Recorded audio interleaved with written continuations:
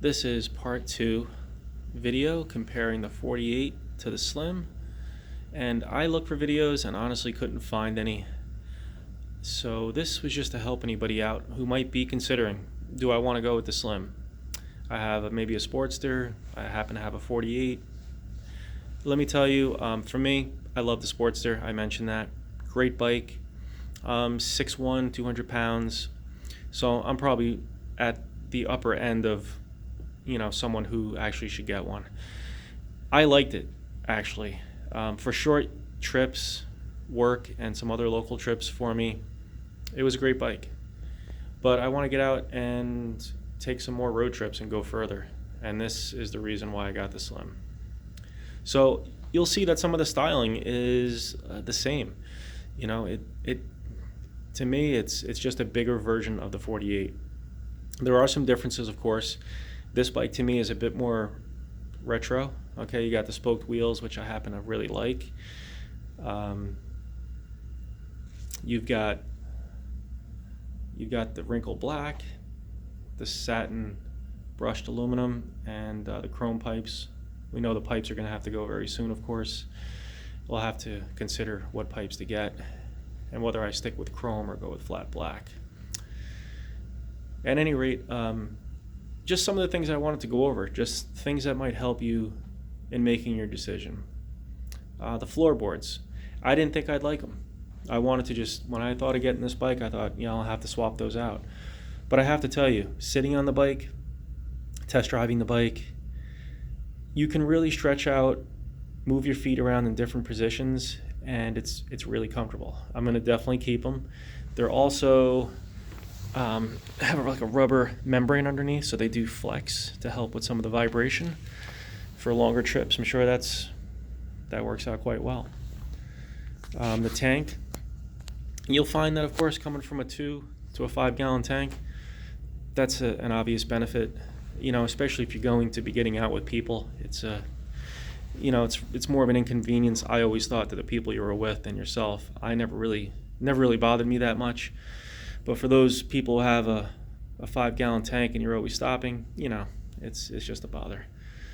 The fender, I would love to honestly, it's one of the things I really don't like about this bike. The fender's just a bit too high, in my opinion. The bike is low enough, so I'm thinking the fender has to be dropped, modified. I'm nitpicking, all right, but it's just one of the things that I don't care for. I do like the simplicity of this bike. It's basically an engine, a gas tank, and a seat. I love the old school gauge, the analog gauge. The mirrors, maybe flip them upside down and make it even more like a 48, right? I will tell you that the license plate holder is in a really bad area. It's too high, and getting on and off the bike, I end up kicking it. So there are brackets out there, and you could mount it right to the swing arm. I'll also intend on getting a La Rosa swing arm bag, just to throw some basic stuff in for short trips. Just a great bike. The extra gear, 6 gear, it's quite amazing. I mean, coming from a 48, that's probably one of the biggest complaints that I had, is really just, you get on, in my case, the Parkway, and you're really just winding that bike out. It kind of takes the fun out of it, in my opinion. It's, you're just really revving the engine more than it wants to, and you're really only achieving about 70 miles an hour, if that. This bike, tons more power, that's obvious, and that extra gear just make it so much more smoother and enjoyable. And on a long trip, it's just going to be so much of a benefit. This bike does have the Daymaker. I do like the old school halogen light that was on the 48, but this Daymaker really gives you so much more light. You just can't compare the two. It's not twice as bright, but it is noticeably brighter.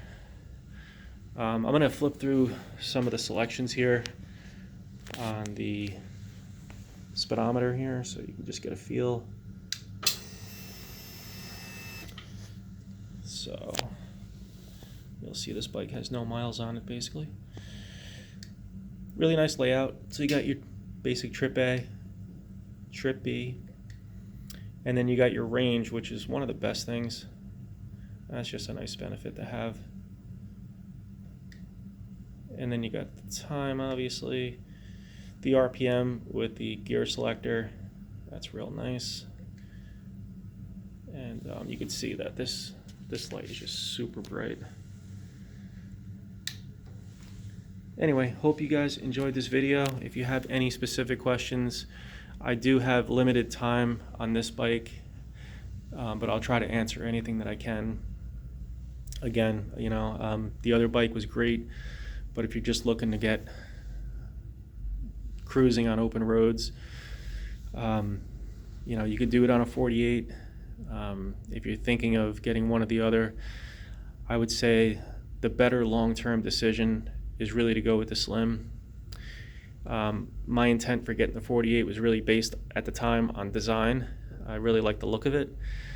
The functionality, for me, it was just going to be for short trips, and now I'm just thinking I want to get out and do some more longer trips. So at any rate, hope you enjoyed this video.